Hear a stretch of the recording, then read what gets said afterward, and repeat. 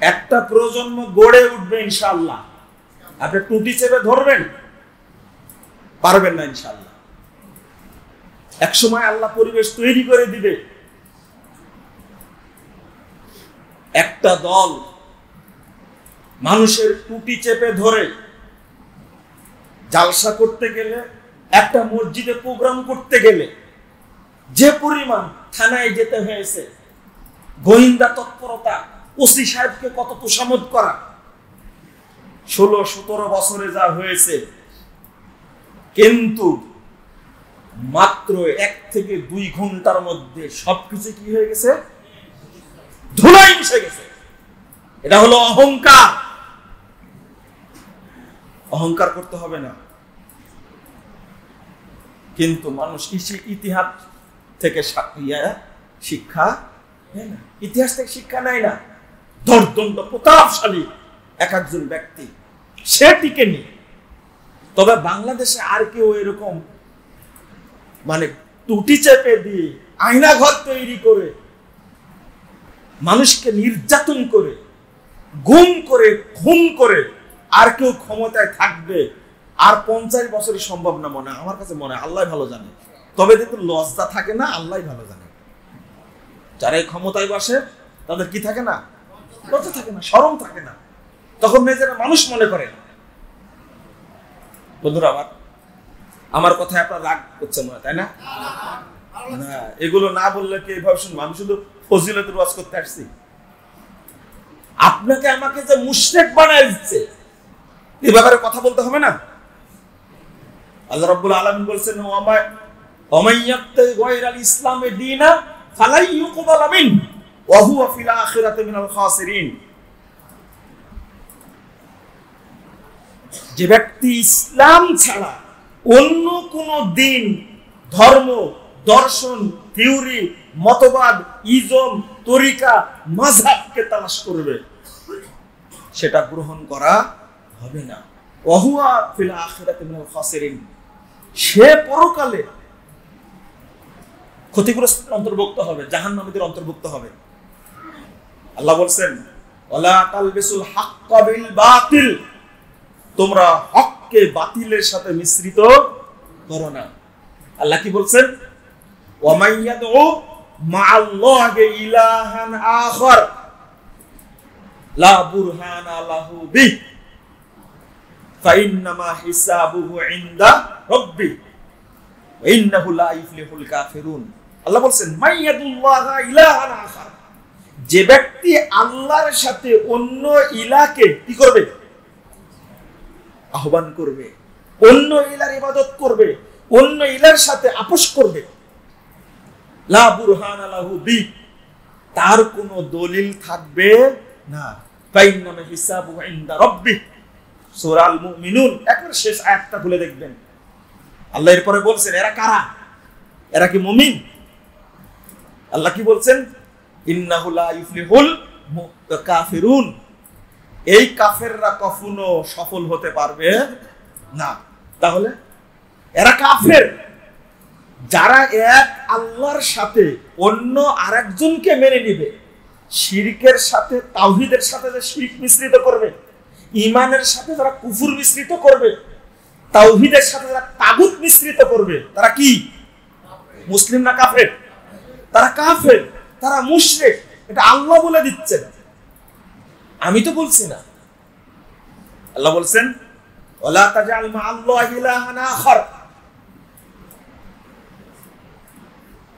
ফাতুলকা ফি জাহান্নামা মালুমুমান মাদহুরা। আল্লাহ বলছেন, তোমরা এক আল্লাহর সাথে আর কাউকে কি করো না? যোগ করো না, সম্পৃক্ত করো না, মিশ্রিত করো না।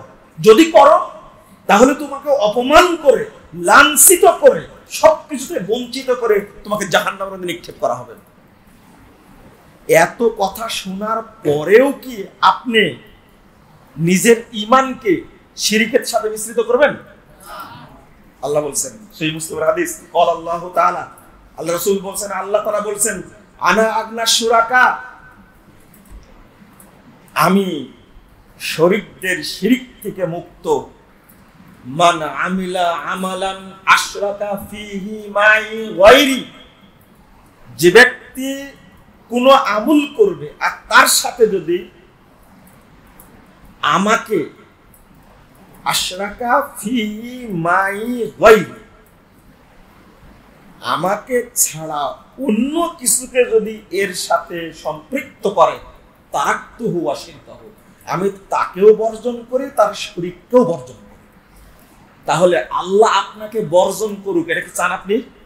তাহলে ইবাদত করে লাভ কি? সালাত আদায় করে লাভ কি? সিয়াম পালন করে লাভ কি? আমাদের কথাগুলো মানুষ বুঝতে চাচ্ছে না, বুঝছে না, প্রশ্ন করছে যে আমি মসজিদের মুতাল্লি। খেয়াল করার কথাটা, আমি মসজিদের কি মুতাল্লি, আমি মসজিদের প্রতিষ্ঠাতা, আমি মাজারে 1 টাকা দান করলাম আর মুশরিক হয়ে গেলাম? বুঝেননি কথা? আমি তাহাজ্জুদ পড়ি, আমি মাজারে ফিরনি দিলাম আর মুশরিক হয়ে গেলাম? মাজার থেকে দেওয়া তবারক খেলাম আর মুশরিক হয়ে গেলাম? আপনি এই ধরনের বক্তব্য দেন কেন? আমি বললাম মুশরিক না, খাঁটি মুশরিক হয়ে গেলেন। কি মুশরিক? খাঁটি। কেন? আমি বললাম আপনারা বুঝেন যে আব্দুল মুত্তালিব আল্লাহ রাসূলের দাদা না? হ্যাঁ, দাদা। আপনি তো এই বেদাতি মসজিদের, মাজার মসজিদের মুতাল্লি। কি মসজিদের? মাজার মসজিদের মুতাল্লি, বেদাতি মসজিদের মুতাল্লি। আর আব্দুল মুত্তালিব মুতাল্লি ছিল কার? কাবার, বাইতুল্লাহর মুতাল্লি। শুধু বাইতুল্লাহর মুতাল্লি, প্রতি বছর হজ করতেন, কাবা ঘর তোয়াফ করতেন, সাফা মারওয়া সাই করতেন, কাবা ঘরকে সংরক্ষণ করতেন। এমন নিয়াত ছিল তাদের, কাবা ঘরের জন্য অসম্মান না হয়, এই জন্য পোশাকে ময়লা থাকতে পারে, হারাম টাকার হতে পারে, এই জন্য পোশাক খুলে ন্যাংটা হয়ে কাবা ঘর জিয়ারত করতে। তা নিয়াত ভালো ছিল তো, তাই না? হ্যাঁ, এই জন্য নিয়াত ভালো থাকলে সবকিছু বৈধ হয় না, এ কথা মনে রাখবেন। তাদের নিয়াত ভালো ছিল। যদি কাপড়ে ময়লা থাকে, কাপড় যদি হারাম টাকার হয়, এই জন্য কি কাপড় চুপড় খুলে একবার জন্মদিনের পোশাক, যেটা আর কি জন্মদিনের পোশাক বুঝেন কি? উলঙ্গ। মাশাআল্লাহ। তো উলঙ্গ হয়ে নারী পুরুষ একসঙ্গে কি করতো? কাবা ঘর তোয়াফ করতো। কত ভালো নিয়াত। তাও যেন কাবা ঘরের কি না হয়, অসম্মান না হয়, এই জন্য কত ভক্তি করত। সমস্ত হাজীদের নিজ খরচে আপ্যায়ন করত। সেই আব্দুল মুত্তালিব জান্নাতি না জাহান্নামী? কেন? কাবা ঘরের মুতাল্লি, আল্লাহ ছেড়ে দিয়েছে তাকে। আপনি কিভাবে বিশ্বাস করেন এগুলো? ফাজিলের মতো কথা বলেন কেন? মামুন ভাই আমাকে বলছে যে আপনার এক ভক্ত, আমার কেউ ভক্ত হবেন না খবরদার। এই ভক্ত ভাষাটা পীরদের ভাষা।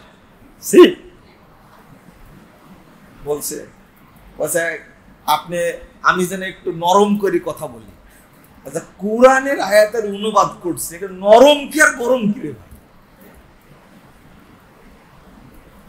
হায় হায়, কোন দিন যে শিখবেন আপনারা, কোন দিন যে বুঝবেন আপনারা, আল্লাহ ভালো জানেন। আচ্ছা, উপদেশ দিয়েছে ভালো, আলহামদুলিল্লাহ। একটু নরম করে বলার চেষ্টা করি তাহলে, তাই না? নরম করে বলার চেষ্টা করি। আপনারা একটু চিন্তা করেন। আচ্ছা, আবু তালেব, আব্দুল মুত্তালিবের ছেলে কে? আবু তালেব। সে জান্নাতি না জাহান্নামী? জাহান্নামী, তাই না? আল্লাহ ছেড়ে দিয়েছে তাকে। যতদিন আবু তালেব বেঁচে ছিলেন ততদিন মুহাম্মদ সাল্লাল্লাহু আলাইহি ওয়াসাল্লামের উপরে কেউ চোখ রাঙাতে পারেনি, মারা তো দূরের কথা। সেই মানুষটা কোথায় গেছে? জাহান্নামে গেছে। আর আপনি মাজার মসজিদের সভাপতি হওয়ার পরে আপনার দাপট কত? আপনি 40 বার হজ করেন, 40,000 বার হজ করেন, উমরা করেন, তাতে যায় আসে না। আপনি খাঁটি মুশরিক। কারণ আল্লাহর সাথে, তাওহীদের সাথে, ঈমানের সাথে আপনি শিরিক মিশ্রণ করেছেন, তাগুত মিশ্রণ করেছেন, আপনি কুফর মিশ্রণ করেছেন, আপনি খাঁটি কাফের হয়ে গেছেন, খাঁটি মুশরিক হয়ে গেছেন। যারা মাজার পূজা করে, কবর পূজা করে, তারা মুসলিম না, তারা কি? কাফের। তারা কি? কাফের। শুধু তাই, কিন্তু আপনাদের প্রতিও আল্লাহ নারাজ।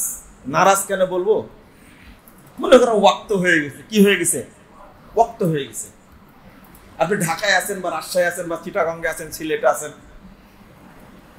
এটা এত শক্ত ভাই, খুব ব্যথা করছে।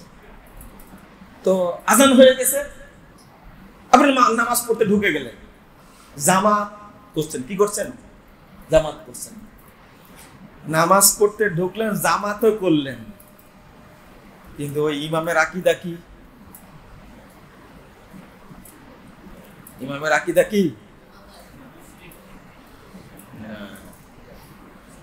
ওই ইমাম আকীদা পোষণ করে আল্লাহ সর্বত্র বিরাজমান। খুব ভালো আকীদা, তাই না? এটা এত জঘন্য আকীদা, আল্লাহ সর্বত্র বিরাজমান, জঘন্য আকীদা। এটা মক্কার মুশরিকরাও, কাফেররাও বিশ্বাস করত না। এত খারাপ আকীদা এটা।